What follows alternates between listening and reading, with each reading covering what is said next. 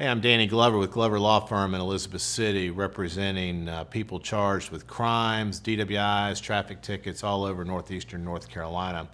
And I often get asked, or frankly get told by my new clients, that they want a PJC, or what is a PJC, and are we going to use one of those?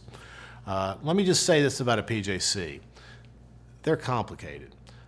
And there are a lot of different rules that apply to PJCs, rules on the DMV side about how many you can get before it counts as a conviction for all of them that you got, rules on the insurance side about how many you can get per household before they start increasing your insurance.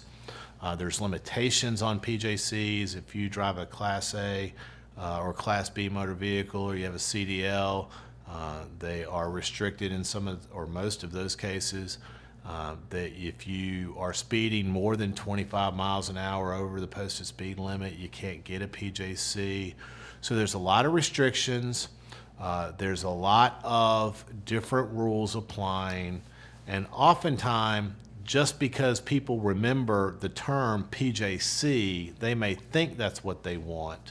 But oftentimes we can get a better result than a PJC. And so don't think you're just going to go into court and ask for a PJC and that's going to solve all your problems, because it very well may not. In fact, they're so complicated that I do this for a living, and every time I start dealing with a PJC, I break out the statute books and refresh myself because it's very easy to get tripped up using a PJC thinking that's the magic bullet when in fact it's not. So if you've got something that you think you might want to use a PJC for, give me a call. We'll talk about it. I'll explain to you what a PJC is.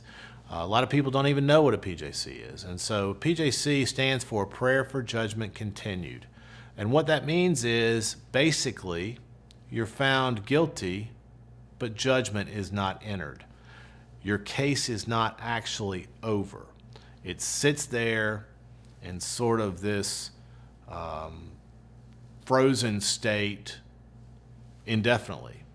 And frankly, it is subject to be reopened at any time in the future if, for example, you get in a lot more trouble in 6 months. Technically, they could come back and reopen the PJC. Now, that doesn't often happen, but that's the reality of a PJC. So you don't want to just go fly off the handle and try to get a PJC because that's what you think you need, without talking to an attorney to find out exactly what you would be doing by doing that. So again, if you've got something you think you want to use a PJC for, give me a call. We'll talk about it, figure out what your best option is.